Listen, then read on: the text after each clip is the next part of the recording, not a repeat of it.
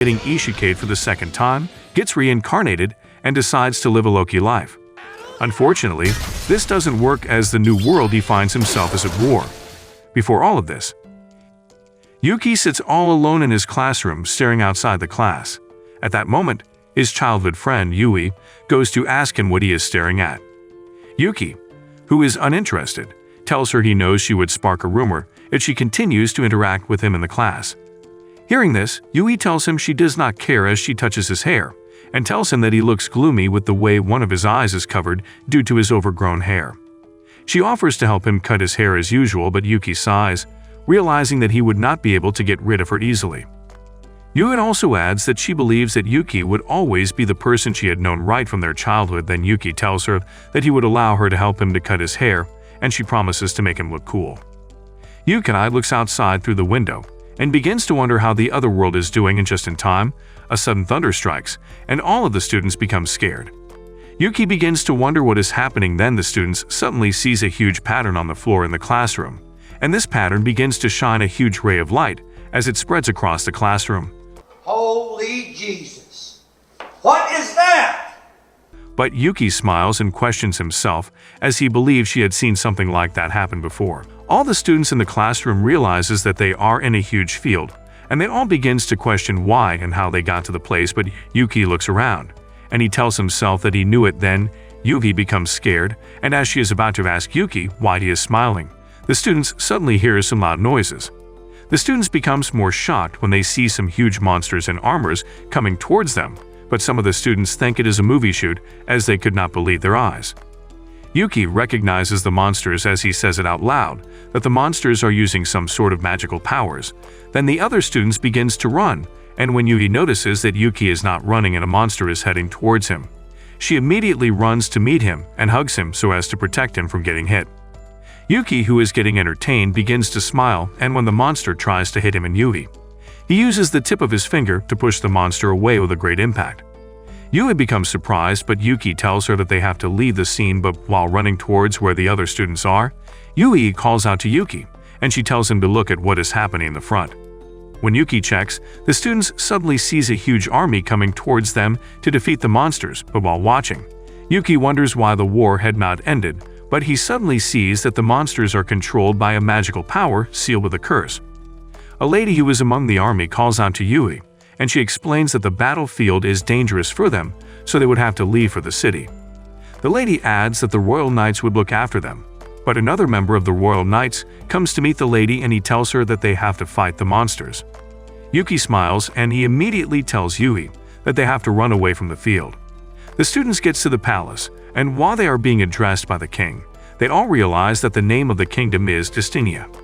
The king thanks them as foreign heroes for coming in their time of emergency, as the kingdom is invaded by demons. Then he adds that the war had happened 5 years before, but they were rescued by some foreign hero.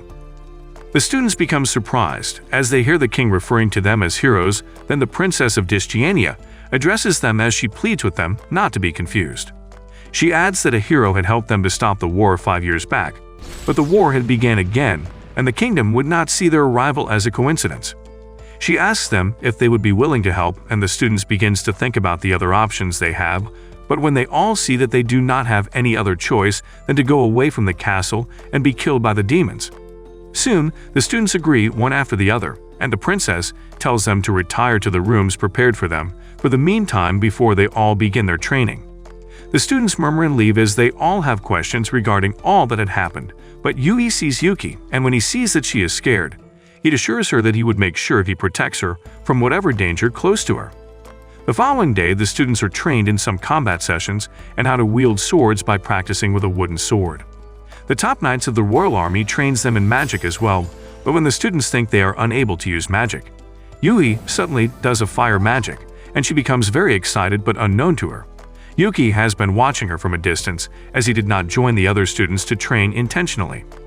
He becomes proud of Yui as he tells himself excitedly that Yuki has some potential, but when Yuki leaves, he suddenly sees a lady who is among the knights of the royal army. He recognizes her and calls her name, Elka, but she immediately corrects him that they are going to war, and it would be unprofessional if he calls her like that as she is a senior knight. Yuki becomes rude, and he tells her that he does not have to add any form of respect to her name, as she did not add it while introducing herself. Then Elka gets pissed, but she keeps her cool as she tells Yuki that his calm composure in an alien environment is highly commendable. But she also adds that his proud nature reminds her of a hero that was in their kingdom 5 years back, as the hero also possesses such arrogance which causes him to be blind to the way the ladies around him feels towards him. Elka pleads with Yuki to go and train or she would force him, and he immediately replies that it would be fun for him if she uses force. Elka and Yuki faces each other, and the both of them takes a battle stance, and when Elka attacks Yuki, he immediately hits her with a rather unusual force, and when she falls down, she becomes shocked and she tells Yuki that she recognizes that rush of energy as the one of the hero that was in their kingdom few years back. Yuki asks her if she has remembered him, and she immediately bows down as she calls him by his original name, Setsu. She pleads with Setsu, and she poses as a stool for him to sit on as he is her great master. We don't do that. The head of the royal army named Glean comes, and when he sees Elka and Setsu in such a manner, he becomes confused, and Elka immediately explains to him that Setsu, their master, is back in another body.